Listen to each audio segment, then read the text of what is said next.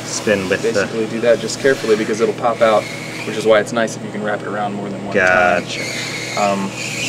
One of these lets it pop out a lot easier than the others, I think, too, but I think this one seems pretty sturdy. Okay. But then, if it is longer than what they've always told me, is, you know, you'll have like a whole bunch of film, just to get it to make sure that it's all lined up and you don't get it flipping backwards or whatever. You just like sort of gather it up like this, and just hold it in place there.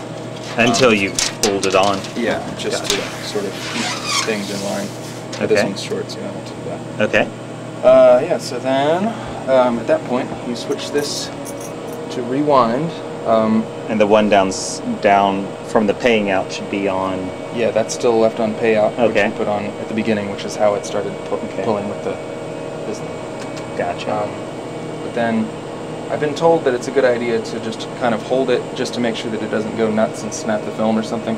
Because when you turn it to rewind? When you turn it to rewind, basically it should like gently bring that up and everything's like balanced and ready to go.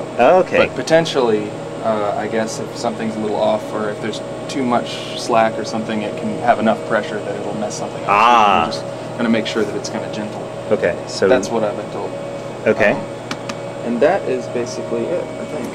And then, how do you actually start it? You actually start it by pressing this. By You just pressing press that this button, Okay. and if you're playing a CD, then it'll automatically change to the soundtrack and everything. Okay. So you probably want to fade out the theater volume if it's playing a CD, so and it's then not fade it back in. Yeah, and then you bring it back in once it's started.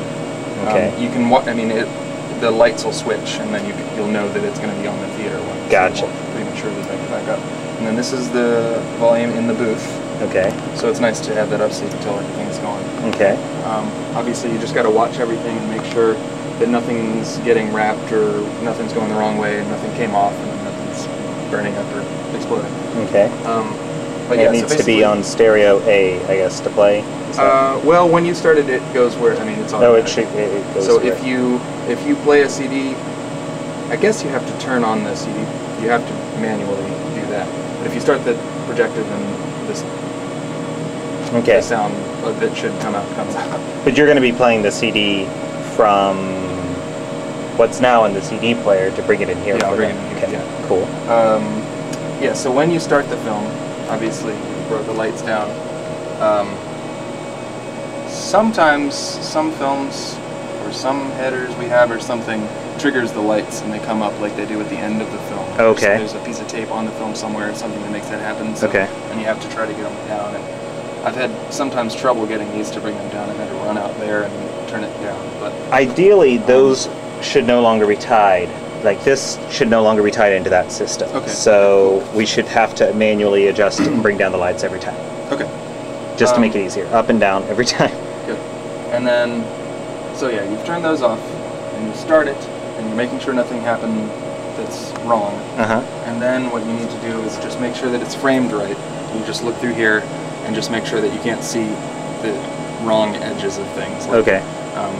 That, you know, it's not the bottom on top and the top on the bottom. You just move it so that everything's framed up right. Gotcha. And then the focus... And you'll be able to do that pretty quick.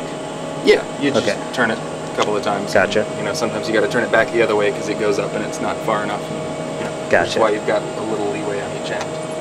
And then the focus is here. It seems like tight and weird right now. Fortunately, it's in focus as far as I can tell, so it doesn't matter. That's the focus. Yeah. All right. That's basically it. So you just frame it and focus it, and then what you need to do is run out there as soon as you can to just check the sound and make sure that it's coming out and it's coming out properly. Okay. Because you know you never know if you might accidentally have hit the wrong button backstage or Okay. whatever, or just make sure that it's a good volume. It's not too loud, not too quiet, because you'll be adjusting this because sometimes the CD is not as loud as the film or whatever. Yes. So you could just make sure you didn't forget something by actually physically checking it in there. Okay.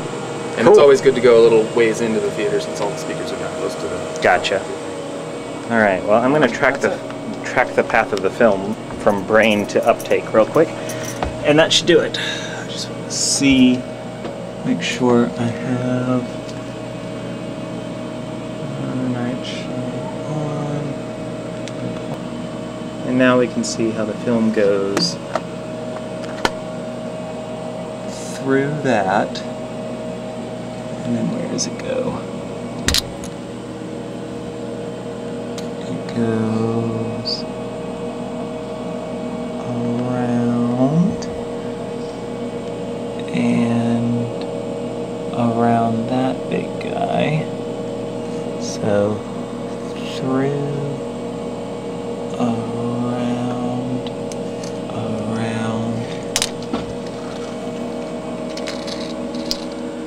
comes up, and it goes over and under, it looks like. And then I give whoever's watching this vertigo. That's the other side of it.